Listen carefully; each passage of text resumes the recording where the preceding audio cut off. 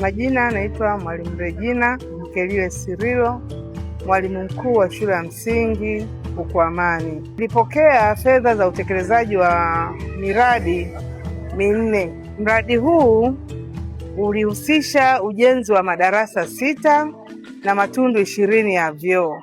Madarasa manne yalitengwa kwa ajili ya wanafunzi wa elimu ya msingi na madarasa mawili ulielekezwa kwa wanafunzi wa elimu ya awali, na matundu 14 ya vyoo yalielekezwa kwa wanafunzi wa elimu ya msingi na matundu 6 yalielekezwa kwa wanafunzi wa elimu ya awali. Kwa pamoja miradi hii imegharimu kiasi cha shilingi milioni 271,600. Vyanzo vya mapato haya vimegawanyika katika sehemu kuu mbili.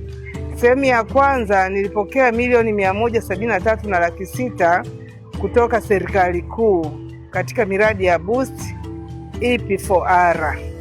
Miradi hii yote minne niliomba fedha za nyongeza kutoka katika kifungu cha own source.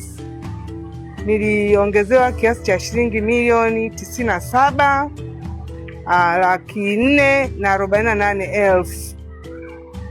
Pesa hizi zote zimetumika kwa ajili ya kukamilisha miradi yote hii kama mnavyoona: madarasa 4, madarasa mawili, matundu 14 ya vyoo msingi na matundu 6 ya vyoo elimu ya awali. Kwa ujumla, tunapenda kutoa shukrani zetu za dhati kwa serikali yetu mahiri ya Jamhuri ya Muungano wa Tanzania ikiongozwa na Mheshimiwa mama yetu Samia Suluhu Hassan kwa kutuwezesha kupata miundombinu rafiki itakayotusaidia katika utekelezaji wetu wa jukumu la ufundishaji na ujifunzaji.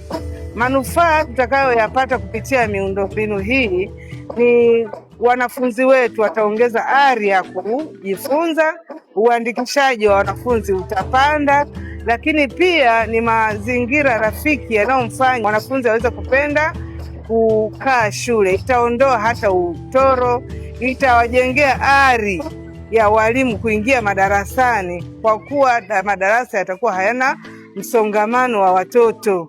Nafasi itakuwa inajitosheleza kwa watoto. Lakini pia tunamshukuru mkurugenzi kwa kutuwezesha kupokea madawati 120 ambayo ni mapya yatakayotumika kwenye hivi vyumba 4 vya madarasa ya elimu ya awali, na pia tumepata viti 60 na meza 15 kwa kila darasa kwa watoto wa elimu ya awali. Tunashukuru sana, tunazidi kutoa shukrani zetu za dhati kwa mkurugenzi.